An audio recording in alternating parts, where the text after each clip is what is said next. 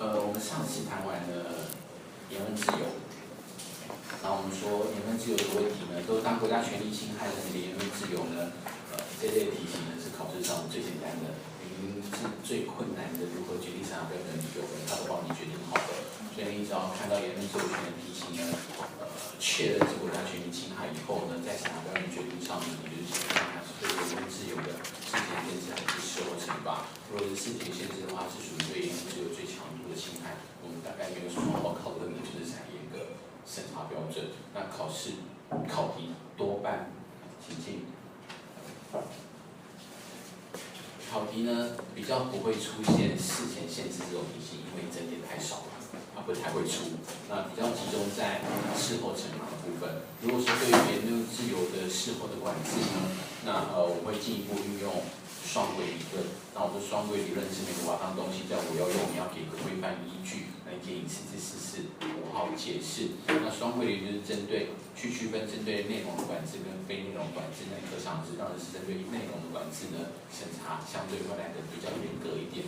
那如果是非针对内容的管制呢，就没有进一步再类型化下去了。那非针对内容管制呢，审查标准为何呢？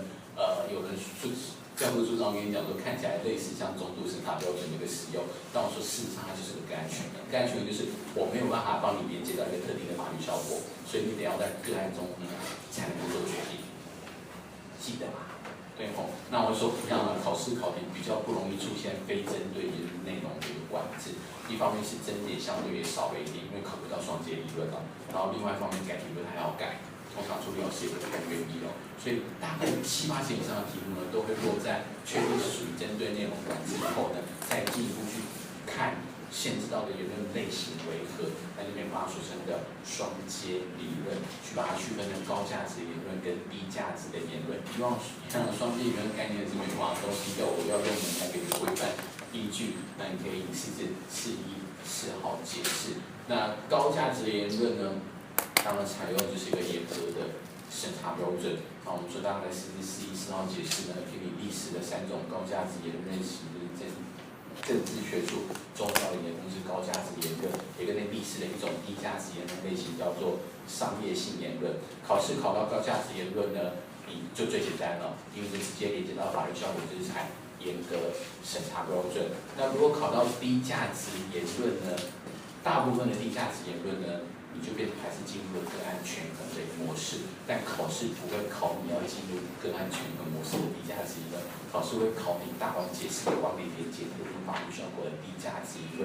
所以因此考试的时候，你要特别注意几种低价值言论类型，一个就是猥亵性言论。从大概是407号解释跟617号解释的脉络来看，你可以发现，当然对猥亵性言论立法管制采取这个非常宽松的审查标准。那如果是商业性言论的话呢，比较麻烦一点，到底区分的是促成合法商业交易的商业性言论呢，还是促成违法商业交易活动的商业性言论？那如果是合法的，它大概40577号解释呢，看起来采用的是个中度的审查标准。如果是违法的，那大概623号解释呢，看起来是个宽松的合理审查标准的一个使用，还记得吧？所以我们上次就帮你建构了这个完整的一个决定审查标准的类型化的架构。考试考到的时候呢，你就一步一步照着走呢，就可以解决所有的问题。所以我们现在试着呢，把剩下的几个题目呢，把它看完。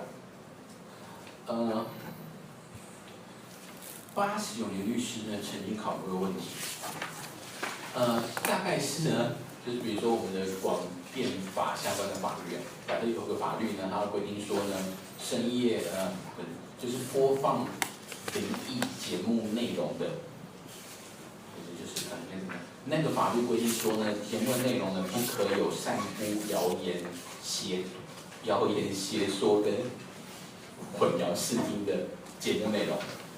假如这个法律规定这样子，然后呢，他的案例事实说呢，有一个节目呢，他是要介绍一些新兴的宗教，然后还有某一集的节目内容里面呢，去介绍一个宗教呢，它有一些灵异节目的内容，就相关的灵异内容。不是台湾有一阵子很久以前有一阵子很喜欢讨论一些灵异现象的节目嘛。那因为他播送了这样子内容以后呢，被主管机关呢，依我刚刚念的那个法律规定呢，给开罚了，然后他不服气，他入行政总败诉以后呢，他要争取这个法律规定的合宪性。案例事实大概是这个样子，怎么解？怎么回答？你要么就一步步朝着走，何种机会权利受到限制？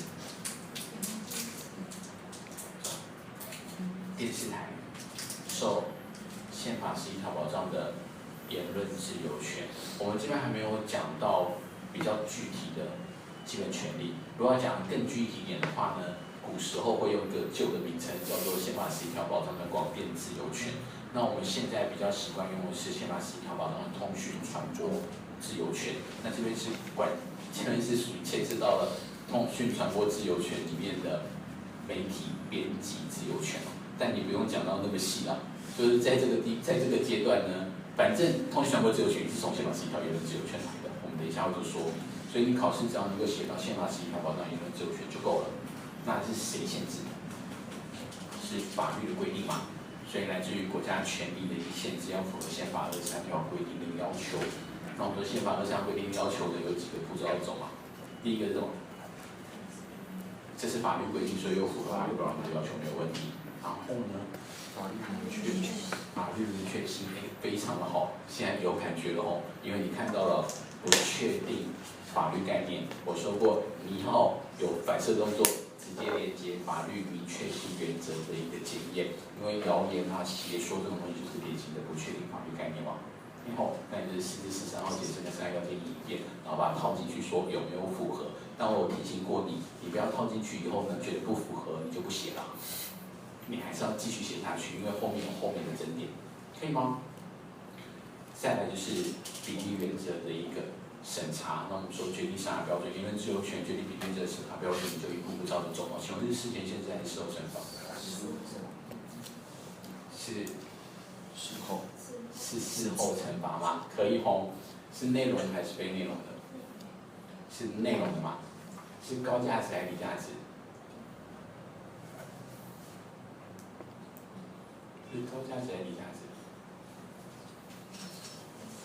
题目跟你讲哦，他播放那个节目是要介绍一个新兴的宗教，宗教是高，所以它是什么？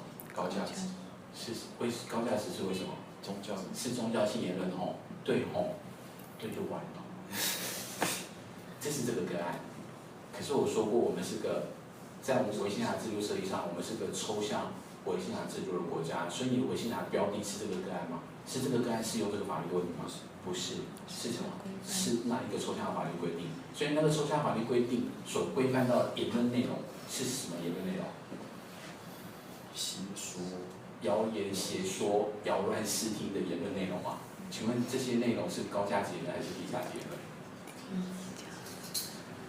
都跟你说邪说了，这么邪，它是低价值言论啊，可以了解我的意思吗？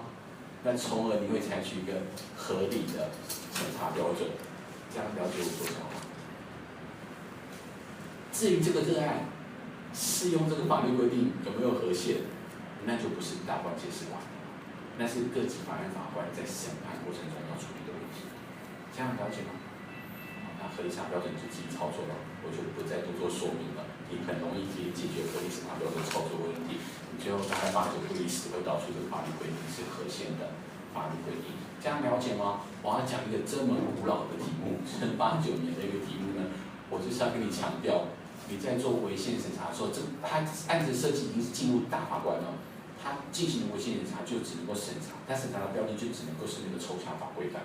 至于那个个案事实，它只是提供给你的个案参考，你可以大概了解。这个法律规定通常会规范到什么样子的状况？它只是帮助你理解这个法律规定，比如说规范的目的啊，它采取的手段啊，它只是帮助你理解这件事情。但你审查那个标的还是哪一个抽象的法律规定？这样懂吗？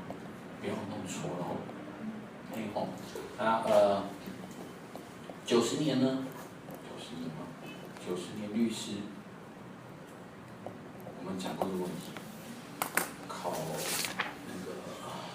总统就是总统、副总统选举罢免法规定说，在选前10日内不可以发布民调资料，